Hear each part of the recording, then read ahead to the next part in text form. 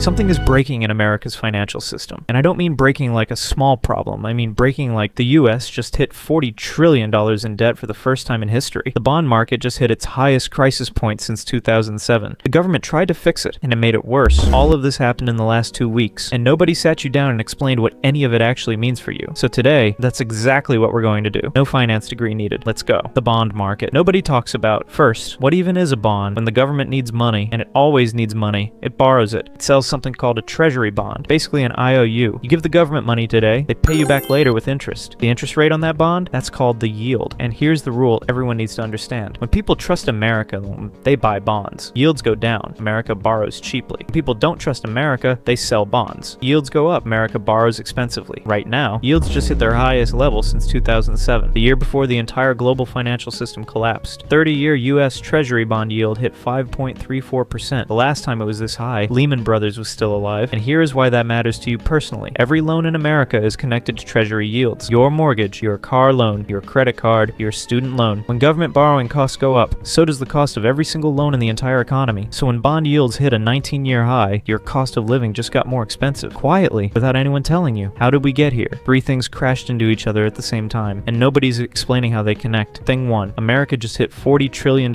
in debt for the first time in history. $40 trillion. That number's so big it doesn't feel real. So let me put it this way. If you spent $1 million every single day, it would take you 109,000 years to spend $40 trillion, and America is adding roughly $2 trillion to that number every single year. That means every year, America needs to sell more bonds to cover its deficit. More bonds means more supply. More supply means lower prices. Lower prices means higher yields. The debt itself is pushing yields higher. It's a machine that feeds itself. Thing two, tech companies are borrowing like crazy. Google, Meta, Microsoft, Amazon, they're all racing to build AI data centers. And to pay for it, they're issuing hundreds of billions in corporate bonds. Now here's the problem. Corporate bonds and government bonds compete for the same pool of investors. When Google offers a bond with a better interest rate than the US government, and Google actually has a better credit rating than the US government right now, investors choose Google, which means fewer people buying US government bonds, which means yields go up. What the hell is going on when a tech company has better credit than the most powerful government on earth? Thing three, nobody trusts the Fed right now. The new Fed chairman Kevin Warsh has refused to give the market any guidance about what he plans to do with interest rates. When investors don't know what the Fed is going to do, they demand higher yields to compensate for the uncertainty. Uncertainty has a price, and right now, America is paying it. A Japan problem that made everything worse. Now here's where it gets really crazy, because right in the middle of all this, Japan's currency started collapsing. The yen hit 40-year lows, the worst it's been since 1986, and Japan, now the single largest foreign holder of US Treasury bonds on the planet, started selling. Earlier this year, Japan sold $66.7 billion worth of US bonds in a single month, the single largest one-month sell-off by any country in recorded history. You already know what that does to yields. More bonds hitting the market, prices drop, yields go up, so America stepped in. And here's the part that made me go, what the actual fuck? When cameras zoomed in on Treasury Secretary Scott Bessent's notepad at a White House cabinet meeting, they saw his handwritten to-do list. And right there it said, buy Japanese yen, $5 to $10 billion. Are you serious right now? Your government was planning to spend up to $10 billion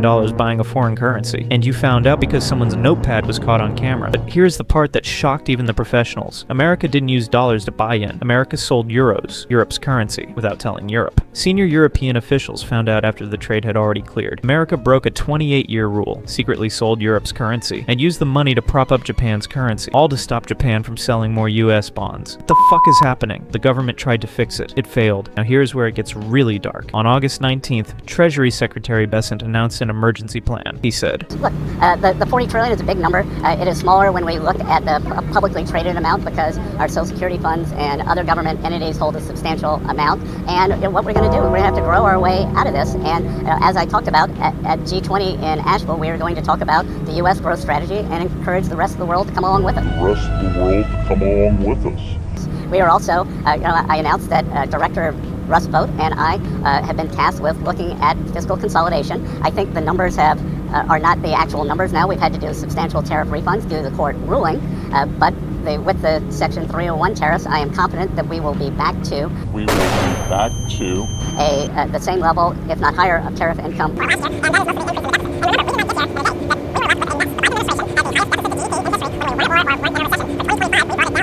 Yes, you've heard that right. The government would double its bond buybacks, meaning the government would buy back its own bonds to push yields down. It worked for exactly one day. On Wednesday, August 19th, yields dropped, markets cheered, problem solved, right? Thursday, August 20th, yields came straight back up, completely wiping out the entire drop. The Dow Jones fell 700 points in a single day. Are you fucking kidding me? JP Morgan, and one of the biggest banks on earth, said publicly that this plan may merely shift the problem down the road. The Washington Post called it a potentially destabilizing rise in government borrowing costs. CNN said the government's attempt to help offered only temporary relief. And here's the translation of all of that into plain English. The government tried to fix a problem it created, used a tool that worked for 24 hours, and the market said, nice try. The yield on the 30-year bond ended the week at 5.26%, almost exactly where it started. Nothing was fixed. Everything is still broken. What this means for you right now, let me connect all of this to your actual life. Bond yields at 19-year highs means mortgage rates are going up. If you're trying to buy a house right now, the interest rate on your mortgage just got more expensive because of a bond market crisis you never heard of. Car loans are going up, credit card rates are going up, business loans are going up. And here's the part that makes me really angry. The people responsible for this, the government that ran up $40 trillion in debt, they don't pay higher mortgage rates. You do? Tech companies issuing hundreds of billions in bonds to build AI data centers, they can afford higher rates. They have billions in cash reserves. You can't. The investors selling US bonds to chase better returns, they will be fine either way. They have diversified portfolios. You have a mortgage, car loan, a credit card. Consequences of this bond market crisis land hardest on the people least responsible for creating it. That is not a conspiracy theory. That is just math. Here's the simple summary. America hit $40 trillion